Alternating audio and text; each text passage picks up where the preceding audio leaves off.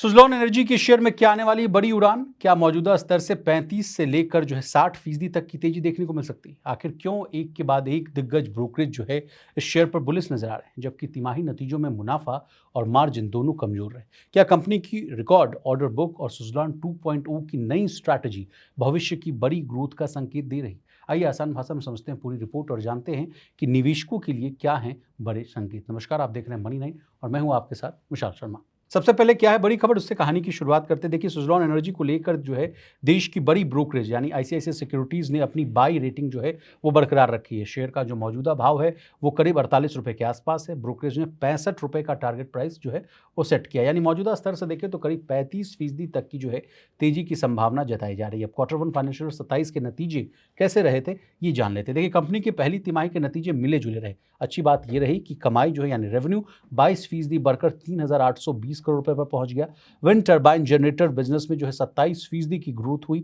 अब प्रति मेगावाट जो कमाई है यानी रियलाइजेशन वो 12% बढ़कर जो है 6.3 करोड़ हो गई। कमजोर बातें क्या रही नतीजों का वो हम समझ लेते हैं। पैट यानी जो है प्रॉफिट आफ्टर टैक्स वो लगभग 6% घटकर लगभग 300 करोड़ रुपए पर रह गया है। एबिटा मार्जिन 15.5% पर आ गया, जो पिछले साल से काफी कम माना जा रहा है। मार्जिन क्यों घटा, ये सवाल बड़ा अहम है, इसका भी जवाब ले लेते हैं। देखिए, कंपनी के मुनाफे पर दो बड़ी वजहों से दबाव पड़ा। एक तो है कि सुज़लॉन 2.0 पर खर्च, कंपनी जो है अपने बिजनेस को बड़ा बनाने के लिए जो है वो निवेश कर रही है, यानी इन्वेस्टमेंट किया जा रहा है, इस वजह से पैसा खर्च हो रहा है।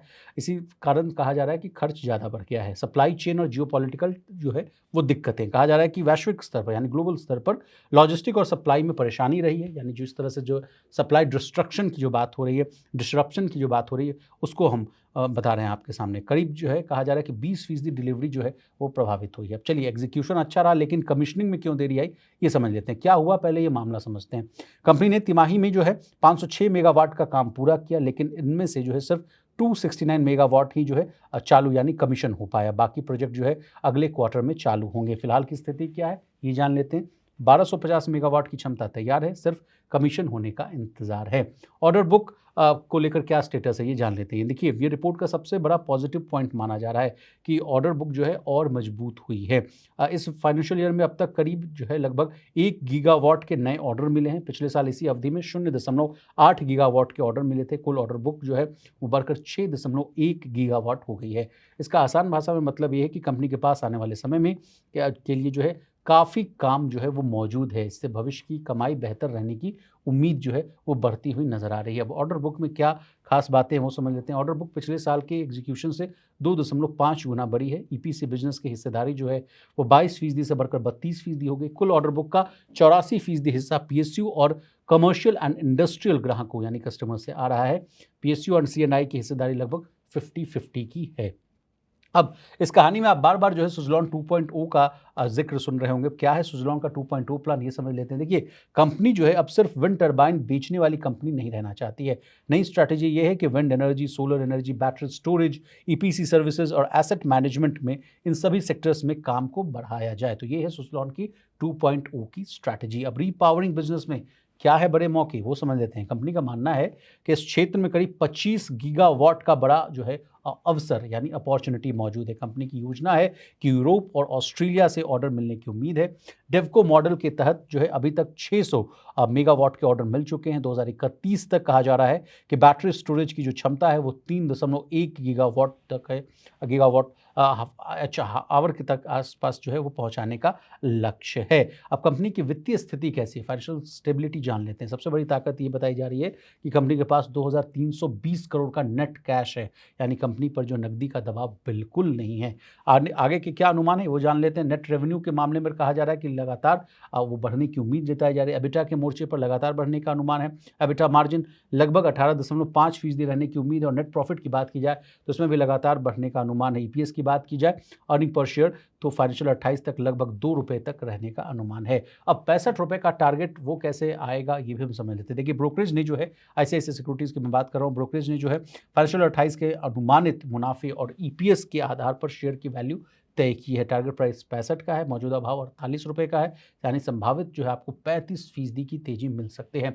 अब ये तो बात होगी आईसीआईसीआई सिक्योरिटीज़ के। अब दूसरे ब्रोकरेज हाउस क्या कह रहे हैं सुज़लॉन को लेकर वो हम समझ लेते हैं। देखिए, कई बड़ी ब्रोकरेज फर्म्स भी जो है सुज़लॉन को लेकर जो है पॉजिटिव है, सकारात्मक है।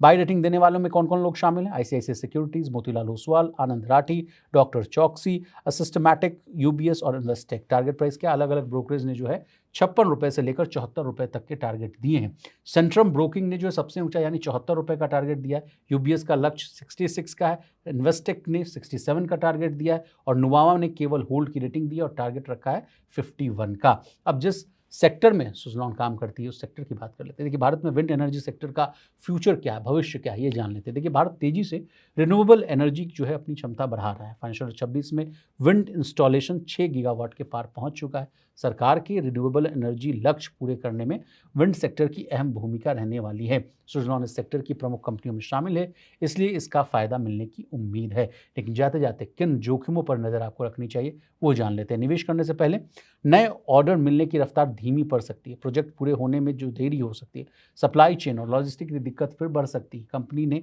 फाइनेंशियल ईयर 27 के लिए रेवेन्यू गाइडेंस नहीं दी है, तो ये थोड़ी चिंता वाली बात है। एबिटा मार्जिन का अनुमान 17 से 18% रखा है और फाइनेंशियल ईयर 27 में लगभग 700 करोड़ का केपेक्स करने की योजना है। तो ये तमाम फैक्टर्स जो हैं वो आपको तय करने चाहिए अगर आपको सुज़लॉन में किसी भी तरह का पोजीशन लेना है। एक और बात मैं आपको बता दूँगा, इन रिपोर्ट्स के आधार पर अगर सुज़लॉन में अगर आपको पैसा लगाना है तो प्लीज़ अपने फाइनेंशियल एडवाइज़र की सलाह लेना ना भूलिए। और इसी तरह देश, दुनिया और बिज़नेस जगत से जुड़ी तमाम ताज़ा तरीन खबरों के लिए बने रहिए हमारे साथ। देखते रहिए मनी 9।